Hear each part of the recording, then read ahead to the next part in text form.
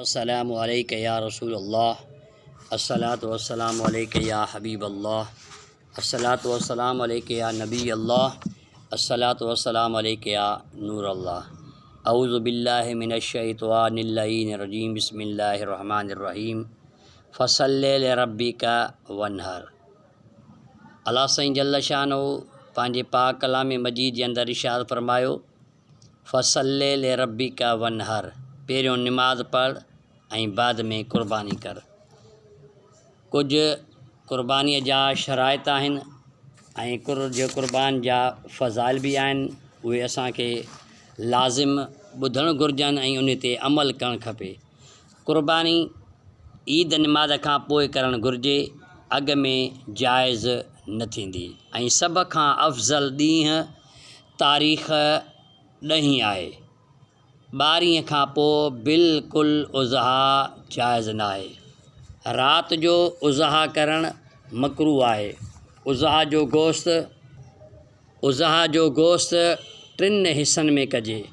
हिकु हिसो ग़रीबनि में, हिकु हिसो पाड़े वारनि ऐं दोस्तनि जे लाइ, ऐं हिकु हिसो पंहिंजे लाइ रखणु घुरिजे। क़ुर्बानी जी खल, चमड़ो, झुल, रसो पिणु ख़ैरात ॾिजे ऐं खल विकिरो करे उन जा पैसा मिसकीननि, ग़रीबनि, मोहताजनि या जेके बि दीनी मदारस आहिनि उन्हनि खे ॾियणु अफ़ज़ल सवाबु आहे। क़ुर्बानी जा शराइत ऐं वाजिब, यानी मुसलमान लाज़िमी हुजे। जेको क़ुर्बानी करे उहो मुस्लिम यानी मुसलमान हुजे, काफ़िर न हुजे, उन ते क़ुर्बानी मुसलमान ते वाजिबु आहे। मुक़ीम हुजे, मुसाफ़िर ते क़ुर्बानी वाजिबु न आहे। नसाब जो मालिक हुजे, यानी जंहिं ते सदका फ़ितर वाजिबु हुजे। आज़ादु हुजे, बाने ते वाजिबु न आहे। उहो ढोर जेको कोस गाह ताईं हली न सघे, अंधो, काणो, मंडो हुजे, जेको कोस गाह तां हली न सघे, इहो ढोर नाजाइज़ आहे। सिंघ भॻल, तमामु ज़ईफ़, कन कपियल, जंहिंजो कन या पुछ 3 हिसे खां वधीक कपियल हुजे, या जंहिंजा घणा ॾंद भॻल हुजनि, या थणनि जो सुकल या वढियल, उन्हनि जानवरनि जी उज़हा करणु बिल्कुलु नाजाइज़ आहे। इहे क़ुर्बानी जा शराइत आहिनि ऐं अल्लाह साईं असांखे तौफ़ीक़ अता फ़रमाए त इन्हनि ॻाल्हियुनि जे मथां अमल कयूं।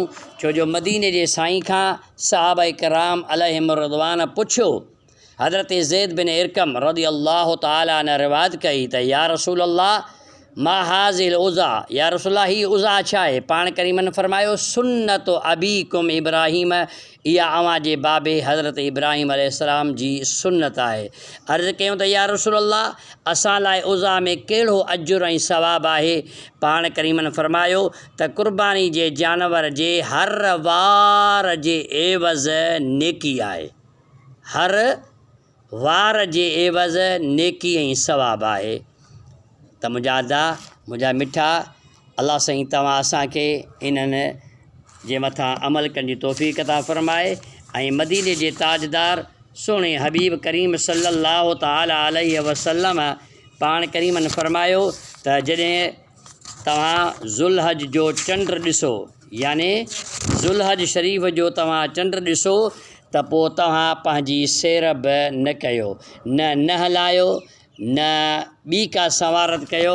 मदीने जे ताजदार सुहिणे हबीब मुस्तफ़ा अहमद मुस्तफ़ा सल्लल्लाहु तआला अलैहि वसल्लम मनऊ कई आहे त तव्हां ज़ुल्हज शरीफ़ जी 1 तारीख़ बीहे त का बि सवारत न कयो, सैर बि न कयो। पर हज़रत इमाम अबू हनीफ़ा रज़ी अल्लाह तआला अन्हु फरमायो आहे त जेकॾहिं अगरि को दोस्त सवारत सैर बि करे बि छॾे त उन जे मथां को बि फ़र्क़ु न आहे, पर इहे वार कटण, न लाहिण, न लाहिजे त भलो आहे, छो जो इन में वधीक बहितर सवाबु आहे। अगरि क़ुर्बानी करण वारो ज़ुल्हज जी पहिरीं तारीख़ खां अवल सेरब करे, यानी ज़ुल्ह जी पहिरीं चंड तारीख़ नज़र अचे उन खां अवल सेरब करे, न हलाए, शेव करे या ॿी सवारत सेरब कयईं त जाइज़ आहे। पर जेकॾहिं पहिरीं तारीख़ बीह वञे त पोइ तव्हांजे मथां लाज़िम न आहे त तव्हां सेरब न कयो। पर इमाम आज़म अबू हनीफ़े जे फ़िक़ह मुताबिक़ जेकॾहिं तव्हां सेरब करे विधी त बि तव्हांजी इहा क़ुर्बानी जाइज़ आहे। पर भलो ऐं सुठो तरीक़ो इहो आहे त तव्हां पहिरीं तारीख़ खां सेरब ऐं सवारत न कयो त उन में वधीक सवाबु आहे।